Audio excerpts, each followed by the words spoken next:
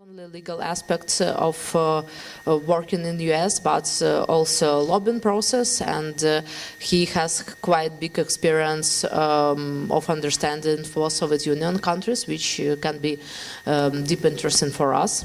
And Mr. Tim Schellberg, founder and president of Gordon Thompson Honeywell Government Affairs. So he also work with, of course, government affairs all over the world, and I think that he will represent also cases of his big and very effective company today, and will represent us also understanding the details which will be interesting for people where government relations market not so developed like in the United States. And I'm Katerina Darchenko, maybe someone who watching us or who join us today don't know, but we work on Government Relations Professionals Association in Ukraine, and we also members of International Government Affairs Association. So that's why our aim is also to promote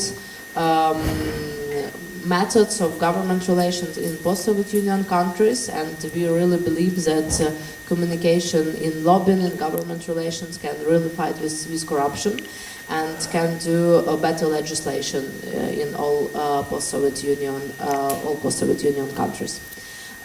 So I will ask also for additional microphones from our team. And first point, it will be to Kendall Coffey. So what really happened in the United States now, because you all your adult life work in law system, in political system, if I can say so. What is your main understanding differences between lobbying and government relations in United States and in post-Soviet Union countries? And how we can, synchronize our understanding from your point, American point, and our point, people who just building democracy institution, who just building communication with government, and who just starting also work on lobbying laws in our countries. And thank you for joining. Well, thank you very, very much for the honor of joining you and your guests, Katya. This is an extremely good time to talk about lobbying and government relations. We've gone through a year of great tragedy and trauma.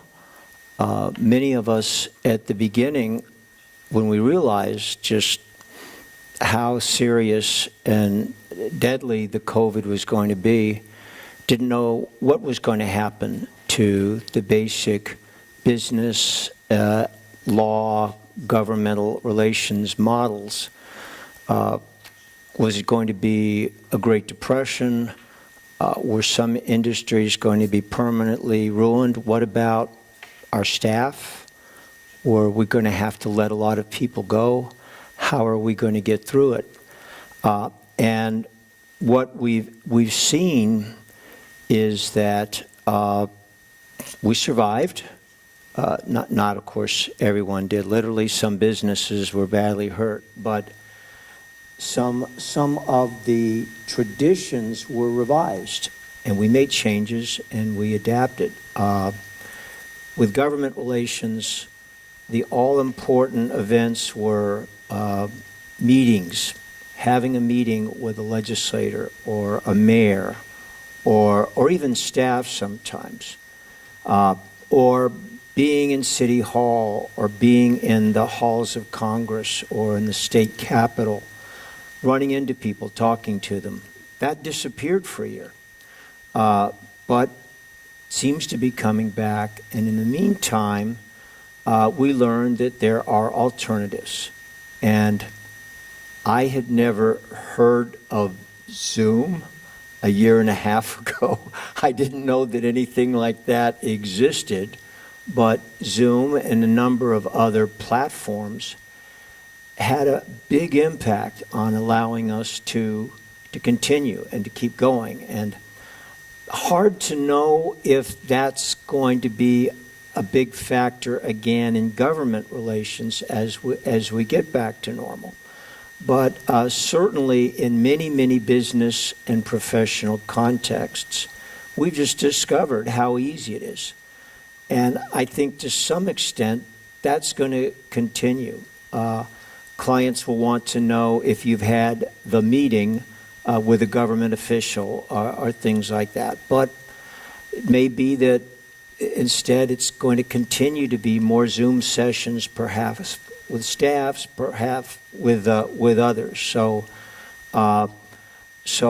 it's been a year of extraordinary challenge, but we're getting through it. Lobbying during this past year, of course, changed in some respects, not only in terms of how the message would be delivered, but what the message was and what the priorities were. In the United States, legislation was passed to provide relief from COVID and to help businesses. And the amount was $4 trillion total amount. And that's an amount, I don't even know how to translate that into any language. It's so, $4,000 billion. There was a lot of lobbying centered on that. At the local and the state level, a lot of the lobbying dealt with restrictions. Businesses, especially hospitality, restaurants, and hotels, wanted to go back to business as quickly as possible. And different states had very different attitudes. The United States government itself put out guidelines, but they didn't tell states and cities when to reopen your restaurants and when to reopen your hotels and when you have your beaches. And in Florida, some of the decisions were, most of them were handled by the governor, who's elected statewide, but many of them were handled by local mayors. And there was a lot of lobbying directed at when can we open. I remember one of the things that caught my eye is I live in the Miami area, which is the largest of the city areas in the state of Florida. And for some reasons, when everything was being shut down, they allowed gyms to stay open if the gyms had observed COVID protocols. And all I could think of was, boy, those gyms had a really good lobbyist because everybody else is closed but the gyms. And that's an example of the kind of lobbying that was going on. In general, though, lobbying continued. The levels of expenditures were very high. According to one source, it was $3.49 billion in 2020 instead of $3.51 billion the year before. A pretty small drop-off. So the industry has survived. It's made some changes. It's in a dynamic position to move forward. And in response to Katya's inquiry about lobbying in the United States compared to other countries, I would say this. We have a number of lobbying laws. Lobbyists register. A lot of them require amount of income to be reported. There are different laws in different states and, of course, with the federal government. But they are very effective in the sense that I believe they give public officials more comfort dealing with lobbyists. It has brought lobbyists in large part as a very respected, important profession.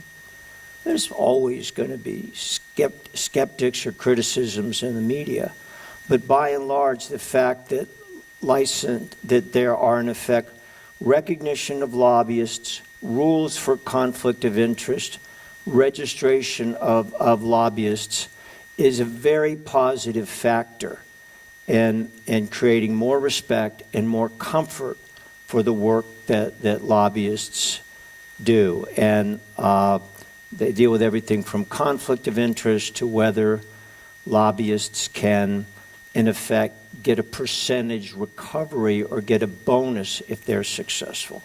So the laws are very good. They've made us better, more accountable, contributed to it being an honorable profession in the United States. And I would certainly suggest to anyone in a situation where lobbying laws are being considered to emphasize that they are better for the public, better for the system, and ultimately better for lobbyists. Thanks. One more additional question to you till we have Tim Schellberg's answer.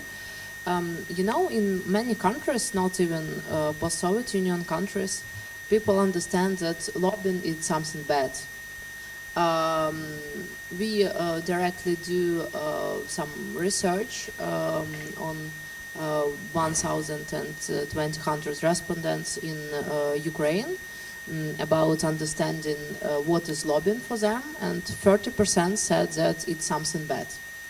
Other 35% said that neutral, so can be good, and other 10% said that it will be good for registration, and other people haven't position on lobbying. So, for example, in Israel, there is a very strict regulation of lobbying.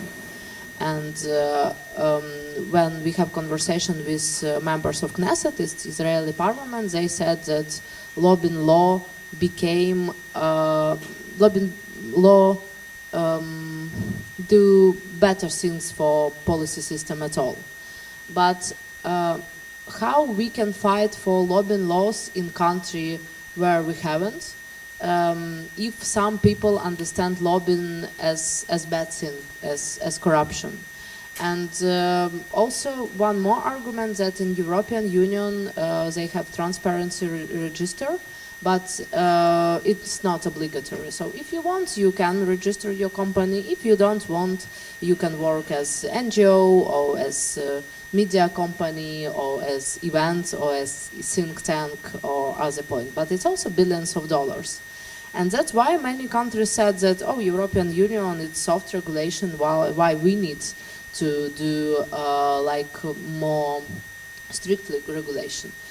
Maybe you also have position about this point and about public communication on this issue of lobbying law. Thanks. Well, there will always be political components or elements or groups that think all lobbying is bad. We never get away from that. In the recent elections, there were some parts of the Democratic Party that said, I won't accept money from lobbyists. And there will always be those who say that there's just something wrong with a lobbyist trying to go one-on-one or get meetings and influence legislation. What that ignores, of course, is that public interest also lobby, groups that want a better environment, a cleaner environment. They lobby. One of the very active organizations in lobbying is teachers, who are there advocating for education. So there's going to be some group of people that look at lobbying as bad and don't realize that communicating with our government is one of the most important things in a democracy, and it's very much an important part of our United States Constitution. Whatever those attitudes are, I think there is more acceptance, legitimacy, and honor in lobbying when the process is transparent. When lobbyists identify their clients, when they acknowledge what they do. And so instead of hiding in the dark, lobbyists are part of the recognized and transparent government process. And that has to be better for everyone. Thank you. Tim Schellberg also have a huge experience in lobbying cases in practice. So Tim's first question to you also about lobbying at all, because government relations as part of lobbying and part of preparation exists in every country. Of course, every association, every NGO, every societies, and we will talking about different cases also today, working with members of parliament, with members of city council to advocate, to lobby their issues. But how we can also grow in this institution in other countries, not American, not American system. And one more, maybe a little provocate question: is American system so good in lobbying regulation? So is this strict regulation of lobbying, strict regulation of foreign agents, is good for your democracy? And on what point of your political history you came to so strict regulation? The essence of this question: what institution must grow in countries to do this so strict regulation of lobbying? And I know that you also want to represent some examples and cases as illustration how it works, because some people from our audience, they have deep experience in lobbying and they worked in lobbying, but some people, they are just all members of parliament or working in other sphere, and they also need to understand on cases how it looks like. So please.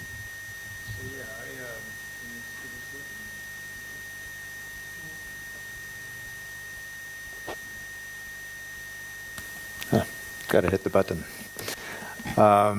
So yes, Tim Schellberg with Gordon Thomas Honeywell, and it's a pleasure to be here with you all today in Istanbul. I am actually live in the city of Seattle, Washington State, on the west coast of the United States. And I will talk about some of my examples of projects that you referred to, I think perhaps later in the agenda when I have time, because I don't want to, I think my 5 minutes should be spent on talking about the regulations of lobbying that you talked about. And it's, you know, we have, as Kendall mentioned, we have our national laws of lobbying registration with the U.S. Congress, but we also, most of our lobbying laws comes from the 50 states. All 50 states have passed laws regulating the practice of lobbyists. And it has been a very important thing of having this registration. When you register, you declare, as Kendall mentioned, who you're representing, what you're talking about, how much you're being paid. And in addition to that, you have to declare your expenses related to lobbying, whether that's travel to go lobby, or donating to campaigns, because when you're a registered lobbyist, the government wants to know when you're giving money to these individuals. And it's been good. It's brought lobbying out of the shadows. It's let the public know who's influencing its elected officials.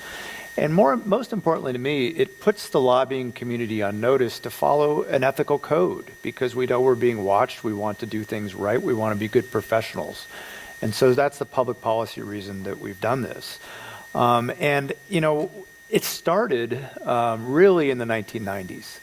That's when all the lobbying laws in the states started to pass to do all this and to be refined. There were earlier iterations of it back in the Congress in the 1940s, but really in the 1990s, that's when it all started. And so we have about a 30-year experience now of these programs.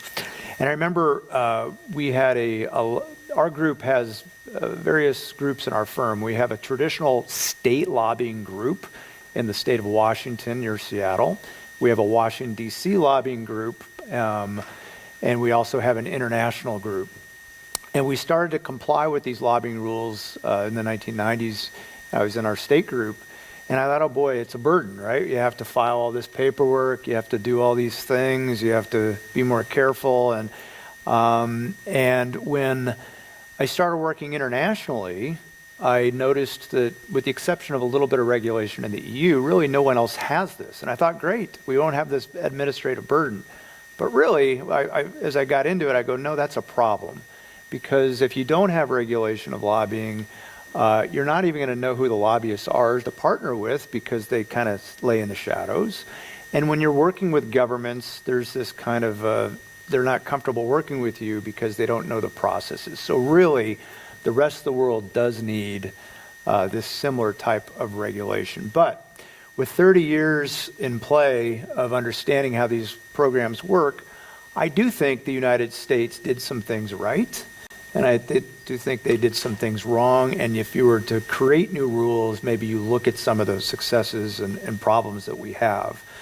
One of the areas is I don't think you need lobbying registration for people that aren't doing actual relationship lobbying and may have a financial connection to the government or public agency. And the United States requires everybody to register a lobbyist. If you talk to a state legislator or more than 3 times a year through a letter or a phone call or a meeting, you actually have to register. And I don't think you should have to do that. For example, if I was sending a letter from my office in Seattle to 10 legislators I don't know, I don't donate to their campaign, I'm not their friends, explaining why this is a good piece of legislation or a bad piece of legislation, the public, there's no public real benefit of the public knowing that I sent that letter to them because there's no corruption possibility or things like that. However, if I was a lobbyist that worked in Washington, D.C., I was being paid a lot of money, I was really good friends with that member of Congress, I was donating to their campaign, I was talking in their office all the time, yes, the public should have the knowledge that that person is being paid to do that. So I think there's a balance, and countries should look at that. You don't want to diminish the ability to express ideas on legislation by making them register unless there's some sort of a connection, I think is what I'm trying to say. The other thing I'd say is that we did everything right in the United States with the idea of reporting expenses. Basically, today, public officials and elected officials can't accept anything from a lobbyist anymore. You can't put them on an airplane. You can't buy them a lavish dinner. You can't take them golfing. And I think that system has really helped with the public accepting lobbying, being more comfortable, and keeping, quite frankly, people out of trouble.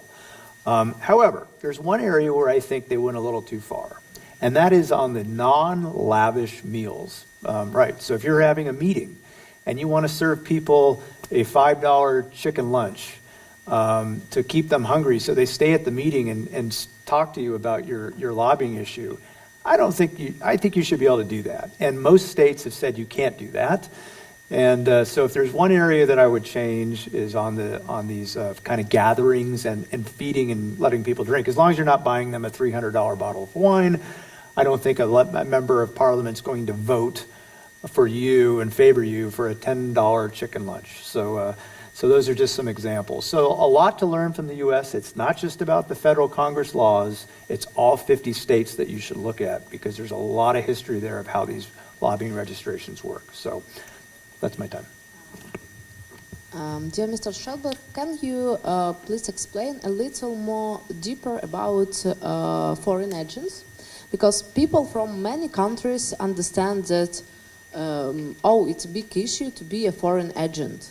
And they associate this FARA register with some big complications in work. So can you please also give maybe some examples who is foreign agents in US and maybe what industries or what countries you understand as effective foreign agents in US? Yeah. Unfortunately, I do not know much about that, and maybe you do, Kendall.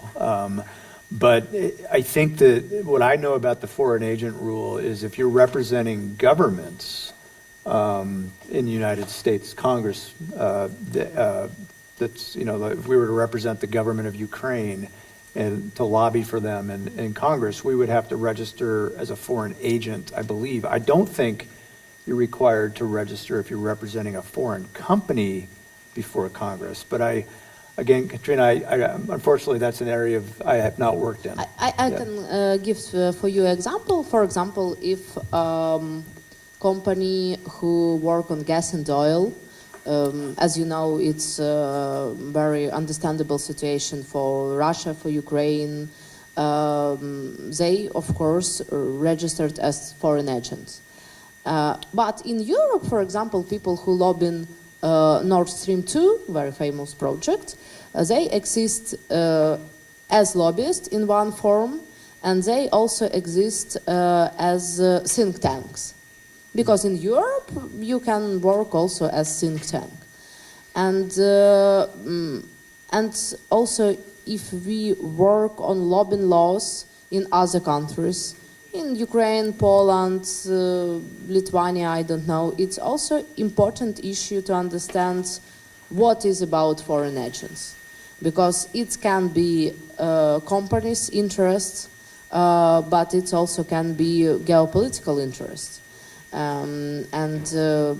From my experience, for example, I'm originally from Ukraine and know more deeply about Ukraine, that in Ukraine, people also understand that, oh no, I don't want to be a foreign agent, but I will do some meetings and events and not go to all legal issues which devoted to be a foreign agent as institution. Yeah, so they afraid this term at all. So that's why mostly it's of course defense money and money of foreign budget, and of course it's energy sector which is quite wealthy. Maybe Kendall also can add some points about foreign agents and about their activity. Well, am I audible? It's a very difficult area right now. It can be broader than representing a foreign government. If somebody is considered to be an agent of could be even a foreign company, but the key thing is it's involving political areas and trying to influence public opinion and the opinion of the government. But it's become a trap for some people. Some of you may know that one of the most prestigious law firms in America had to pay a very large fine because they worked on a legal opinion that was seen as trying to influence public opinion in the United States. So if a foreign company is trying to get, for example, commercial lobbying, business lobbying, then you register. Just like any other U.S. company, and you can register as a lobbyist for that kind of activity. But if the government believes that the individual is trying to influence public opinion and political opinion in the United States, it is a subject of some peril, because that kind of foreign agent must register with the Department of Justice. And there are some very well-known examples where that's been in the news. For many years, this law was existing quietly. It had been passed back in the times when we were concerned about Nazi propaganda inside the United States. But now it seems to be getting more attention by the Department of Justice. And one of the most famous cases in the news right now involves the former United States Attorney in New York, the former mayor of New York, the former lawyer of Donald Trump, Rudy Giuliani, who is apparently being investigated for activities that could have been seen as unregistered foreign agent work for some interests associated with foreign governments. So it's I would suggest that with respect to lobbying inside the United States, or even activities that are seen as trying to influence United States public opinion, to be very careful and to make sure that there is a registration. Thank you for this answer. I think that for us it's also can be interested in your opinion about tools. Of course, we have completely panel discussion about tools of government relations and tools of lobbying. But in all communication field, and of course lobbying is also communication field, people trying to find magic drug, yeah, so some tool which is most effective in this communication. And of course, effective communication with a decision-making person who are politicians or government official can be connected with political communication, with the rating and so on and so forth. But what is the most powerful tool of GR and lobbying work from your experience, or just on your point of view? Tim, maybe you will start as a practicer. Sure.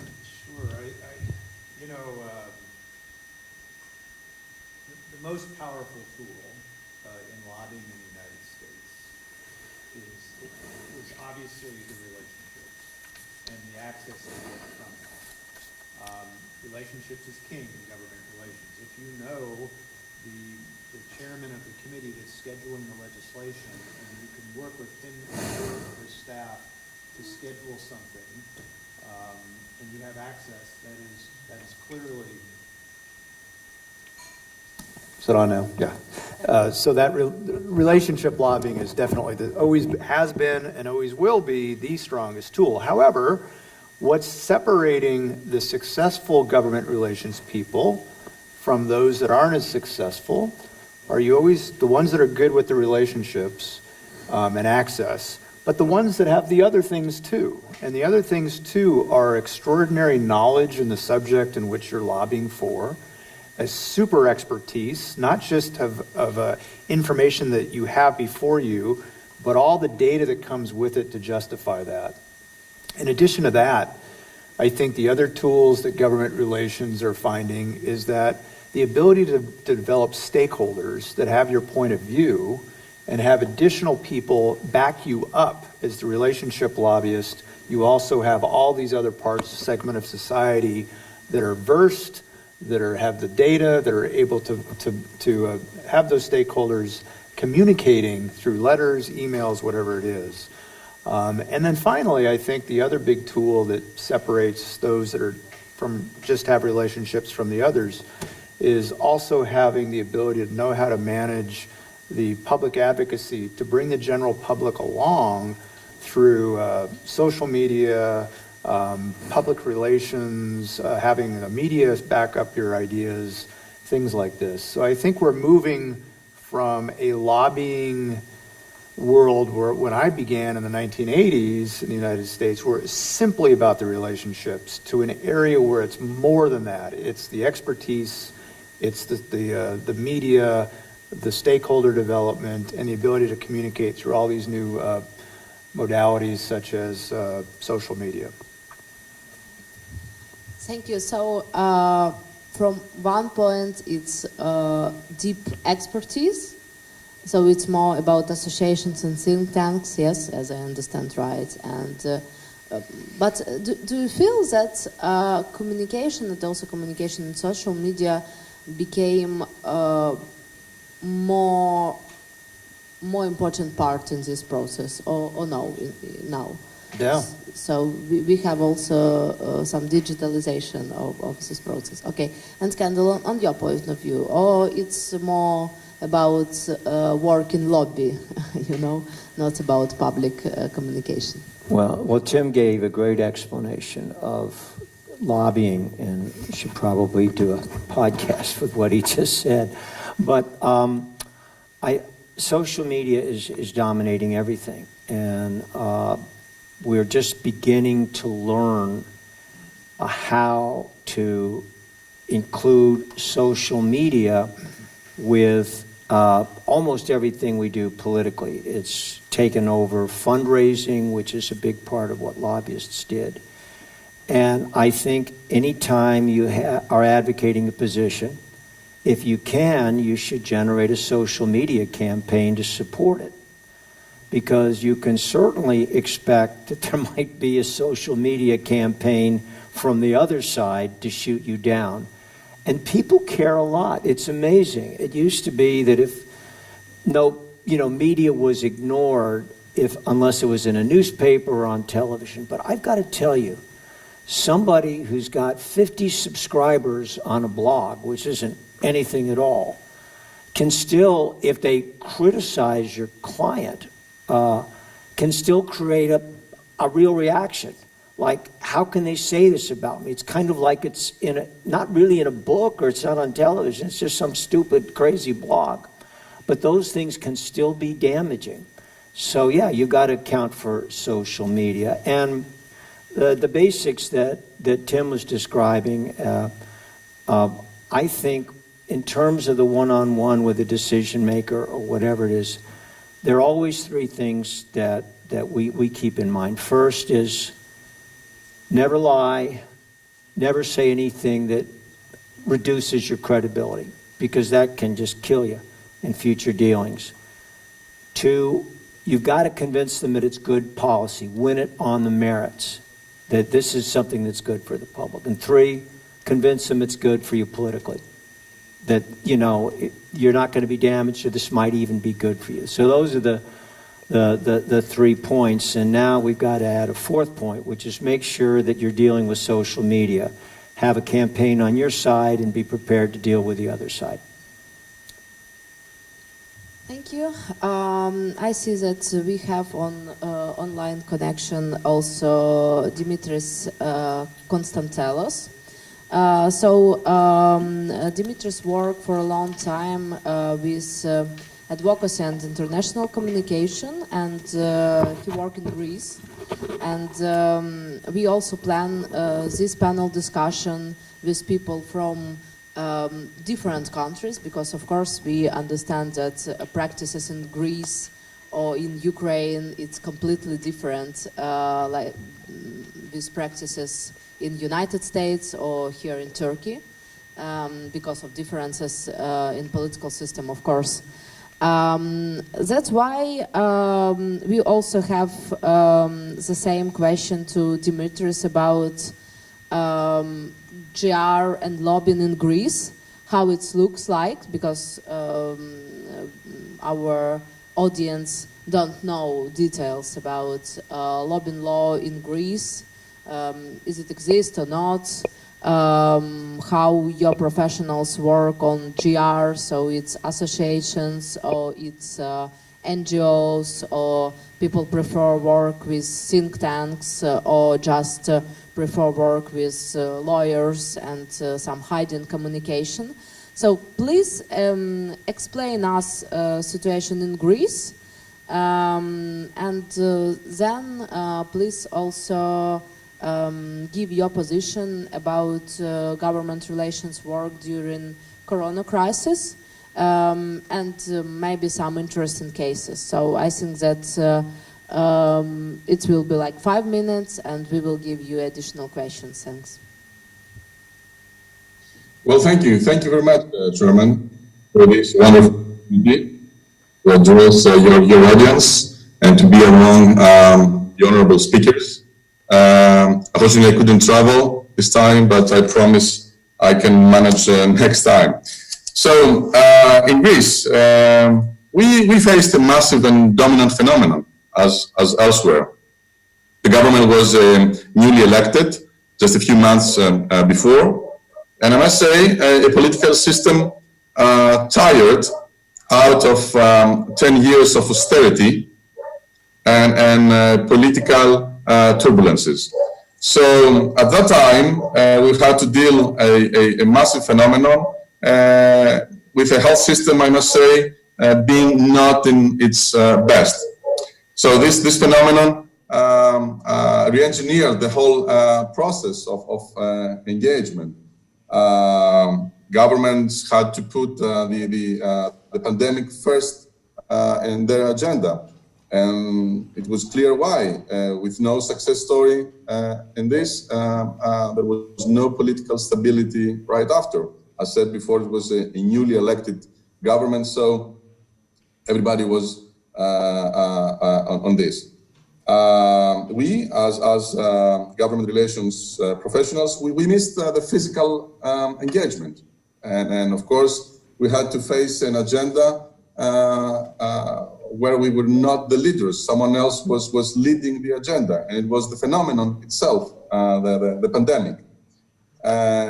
We missed this great tool of physical engagement to understand the body language, to understand the emotional feelings in a room just like yours.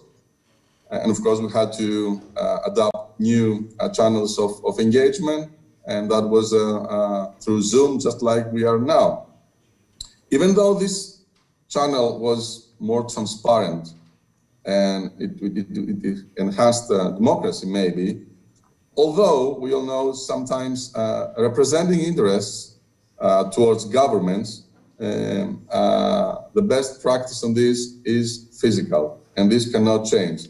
So we actually missed an element of success by not having a physical engagement. Of course, the media had also changed their agenda. If government relation professionals needed to create public relations initiatives for lobbying purposes, that was hard to achieve at the time because the media was also dominated by the pandemic. Now, the governments at the time, as having pandemic for their first priority, they had to address issues in the public health system to provide civil protection messages. So, companies at the other time had to re-engineer internally processes, their business continuity models, and of course to establish new remote works models. So there was a time where both governments and businesses had to do some internal work. Although governments requested support at the time, support from the private sector. So a channel, let's say, of communication at the time was to be relevant with the pandemic agenda, meaning to leverage CSR initiatives and thus build new bridges of cooperation with the government. And of course, this would build a trust and cooperation capital with the government. That was really valuable for industries and for specific companies, this channel of government cooperation, to be there when the government needed support, to support the health system, to support patients, to support in any way the pandemic case. Now, another issue that created a need of representation was, of course, the way the government should support companies and specific sectors, meaning the allowances, meaning the financing and the subsidies towards specific companies. So this created a need for specific sectors to open channels of cooperation and discussions. And in several cases, there was not such a channel. So what we've seen is that sectors with no established networks at the time were surprised. And I must say, they had no opportunity to provide policy views, to provide ideas on how the government should support specific sectors. So that was a lesson learned from them, always to keep open channels.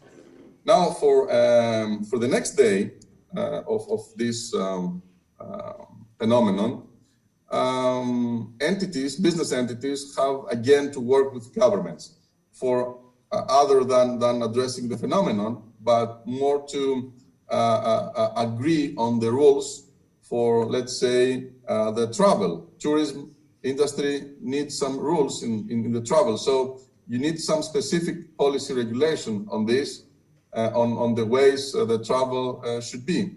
So again, the next day needs another way of discussions and another way of models of agreements to shape the next day and to shape business continuity. What I wanted also to say is that achieved to support and to build channels of let's say, corporate responsibility are the ones now that enjoy let's say, a unity for several sectors to strengthen their position in the government channels, but also in the society. There was a few points in the 5 minutes I had to talk, and I would really like to hear you if there is any point to discuss. Thank you, Chairman. Thank you. Yeah, thank you. It's interesting point, really, that money which different companies and sectors can take from government on the period of pandemic, it's great money. And it's one more interesting point to our American colleagues, how it looks like in US. Because as I know, first dotation from your government, it was more than 2 billions, and then more than 3 billions.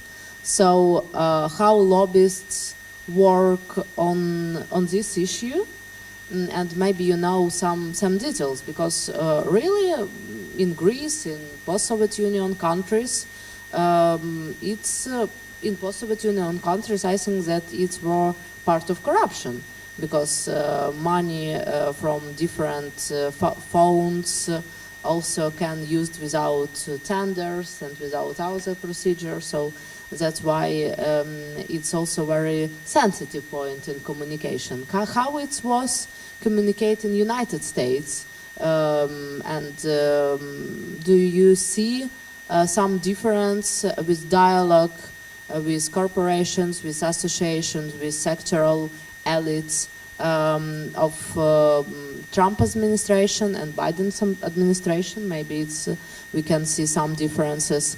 And also it's important to mention if lobbyists work for example, some aspect of medical insurance, they worked mostly with members of parliament and senators, or they do more aspects, more actions to administration. Of course, it depends on case, but I think that it will be quite interesting to our people. Kendall, maybe you can start with this issue, because as I know, you also have quite a lot of experience in political communication. Yeah, please. Well, certainly one difference between the Trump administration and the Biden administration is some lobbyists lost their contracts because they were very involved on the Trump side, and some lobbyists who are very involved on the Biden side have been getting a lot more business.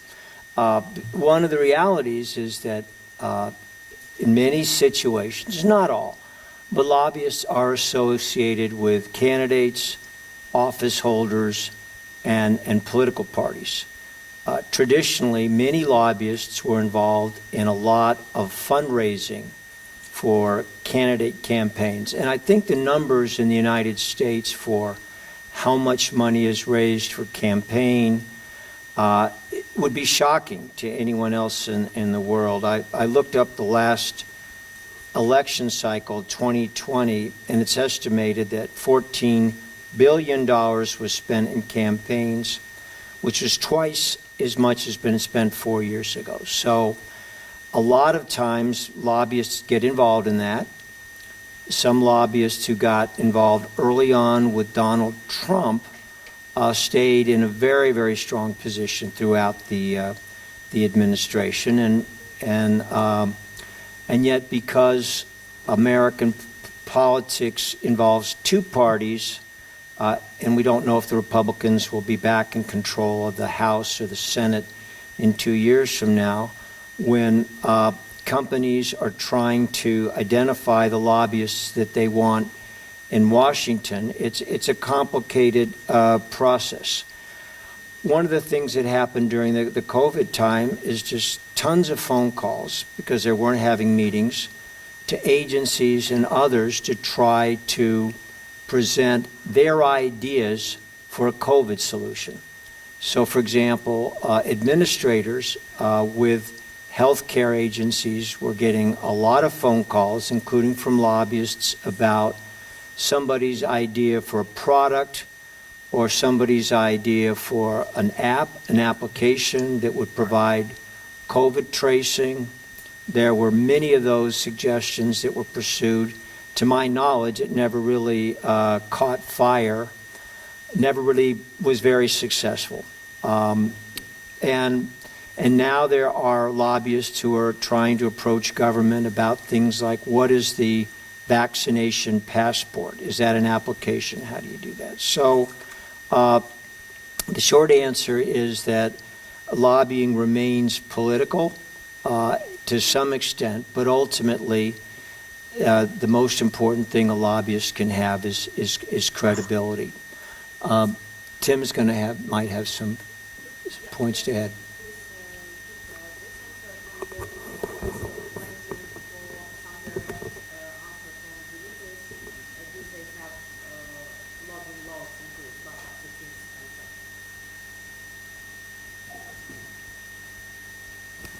You know, I'll just add, I think that U.S. lobbyists have it a lot easier than what other countries may have, in that when we're lobbying, I'd argue that most of the lobbying that professional lobbyists do in Washington, D.C. is to the Congress. And then the administration changes and you adapt. You may hire new people that are a connection to that administration to get your job done. Because the Congress is set up in the United States to have a lot of power, particularly on the budget. And so you're in there, you're working, you know, if you represent Lockheed Martin, it makes fighter jets, you're in there working the Congress to get it funded, and you just hope that the administration goes along, but a lot of that work is happening in the Congress. I think in other countries, though, the lobbying is going to be so with the current administration that's in power. And typically in most of the other countries in the world, the Congress has less power than the United States, so the lobbying is all going to be at the administration level. And that's hard because, as you know, governments come in and out and very unpredictable, particularly in other countries. And that's a challenge. And I just wanted to add that that's one of the differences from what the U.S. perspective is in lobbying to internationally, is that I think that we're able to adapt pretty easily because we have that strong congressional lobbying activity, and every 4 or 8 years we have to adjust to the administration, but internationally it's just more difficult. So just another perspective. Thank you. So, Dimitris, do you have lobbying law directly in Greece or no? So, like... Lobbying directly? No. There's no registered lobbying like the way it is in Washington or in Brussels, where I have also operated. No, there's not. Do you have Unfortunately, we worked on having let's say a code of self commitments, but this is still not operational. I see. Okay, my colleague Andrey Buzarov, co-moderator, has also some questions. Please, Andrey. Thank you for such kind of gathering. And I'm a political analyst and political advisor. Actually, I have been working for many years with Ukrainian politicians, as the majority of the participants from Ukraine, actually. And I have one question to Tim and one short question to Mr. Coffey concerning the situation. I absolutely agree with Mr. Coffey about the influence of pandemic on all kind of relations, including lobby sphere in all the world. And in our country, 2 weeks ago, there was a very interesting situation when our president said that he has SMS and chat communication with one of the defendant of the criminal cases, you know. And if you have such kind of direct access to politicians, you are not interested in lobbyists. I mean, if you have direct contact with the politicians. And the other problem, the second question, mostly to Tim, this is the problems of the relations. You said about the relation. The major tool of the lobbies, this is relations. When you analyze the history of Ukraine, you will see that all initiatives concerning the regulating the process of lobbyism, they goes from the bottom of the society, from the civil society, not from the MPS members, from the politicians. They go from civil society to regulating the process of lobbyism. This is a problem concerning the regulatory system. So one question to Tim, how we can persuade our politicians to create such kind of system of regulating of lobby system. And one question to Mr. Kendall Coffey concerning the future. Actually, what will be the future? Can the pandemic destroy the classical lobbyism, or it can only transform the classical lobbyism? Thank you. If I understood your question, how do you convince the politicians to implement these lobbying registrations?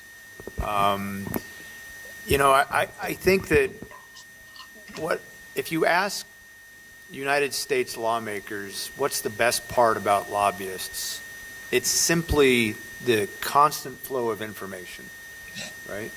And these people are able to go out and put together the data that politicians need to make good decisions.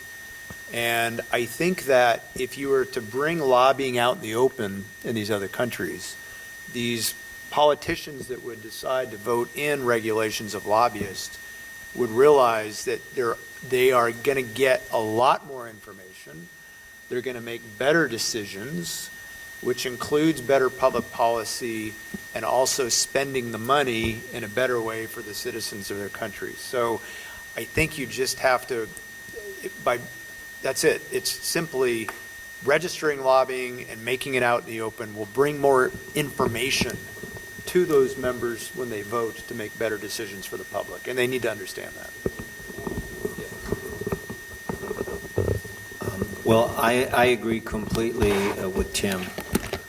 In terms of lobbying, whether it's going to be greatly reduced or transformed, I think it's being transformed.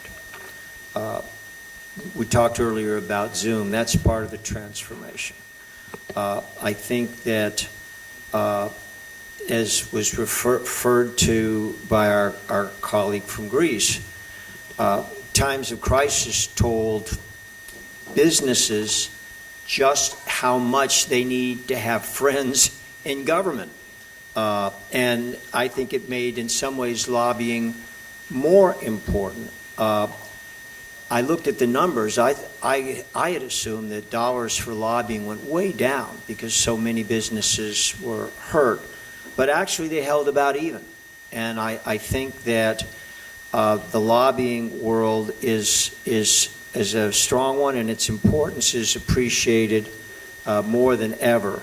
But I think, again, as we talked about, a lobbying campaign needs to have a social media campaign. A lobbying campaign is going to recognize that government may do more things on Zoom and more things on telephone. Most of us have found that despite the horrors of the COVID pandemic, that what we do has actually gotten to be a little smarter, a little better, because we had to make changes. And so I think with lobbying, as in many areas of profession, I mean, a lot of doctors were doing consultations on Zoom effectively. Of course, as a lawyer, we do court cases on Zoom, which was a little strange getting used to, but it works well. So I think it's a transformation, and I think overall it will be a positive transformation. Thank you. Now we have a final of this extremely interesting panel discussion. And I have one more, a little maybe sensitive question for Americans, but I think it's important questions for all international people who have interest in working with America, in maybe taking budget from America, or the question about sanctions. Because, of course, it's a political, completely political question, but it's also a question about lobbying. As Kendall explained yesterday, questions about lobbying, about pardons as industry. As I know, you also have industry of lobbying about sanctions or canceling the sanctions. And of course, you have companies who work mostly with foreign agents who want to, for example, give solution of geopolitical questions, not only in diplomacy way, in classical way, but also with lobbying. And do you see that this sector is completely clear? Because if you talking to businessmen's lobbying, they said, oh, lobbying, it's Manafort, and it's a big scandals which connected with mostly foreign agents. So maybe you can give some points how it look like, and maybe also some weaknesses of system in these sensitive points, if of course you have position. And on this sensitive point, after your answers, we will go to coffee break, and then we will explore how it works in Turkey from our colleagues in Turkey. So please, maybe Tim can start. If you don't want to answer, it's also not that I don't want to answer, I just don't have any experience in that area, so I don't feel like I'll be of value to that question. Well, let me make sure it's on. Sanctions is in its own way sort of a lobbying process. It's involved with submissions dealing specifically to the Office of Foreign Asset Control, which is part of the United States Department of Treasury. So you're dealing with a U.S. government agency. And sometimes sanctions are modified. Sometimes sanctions are removed as a result of a process. You go by the book.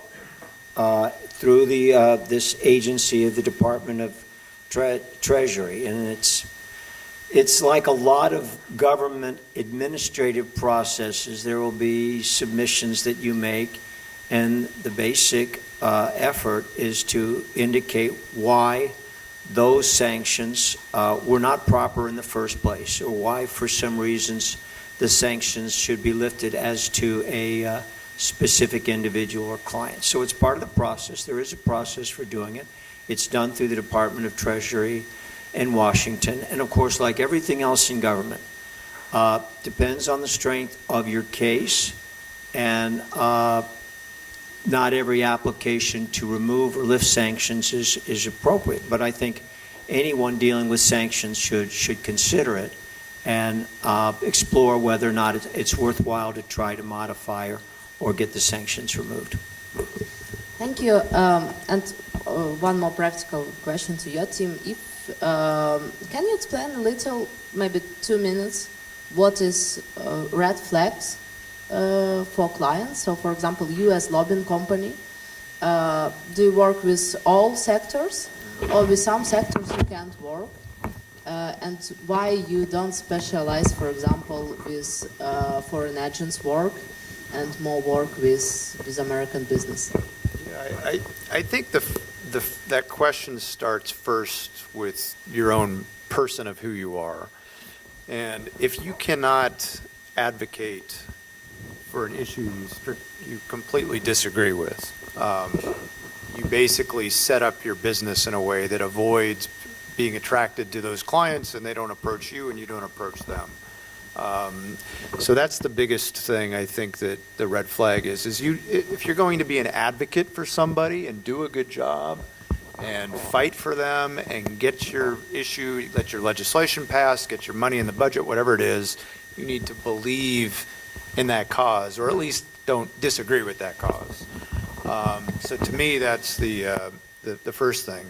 Secondly is you may believe in a cause or okay with a cause, but could it damage you? Could it damage your reputation with the elected officials and the public officials you're lobbying if you're lobbying for it, because it puts them in a bad political position to help you?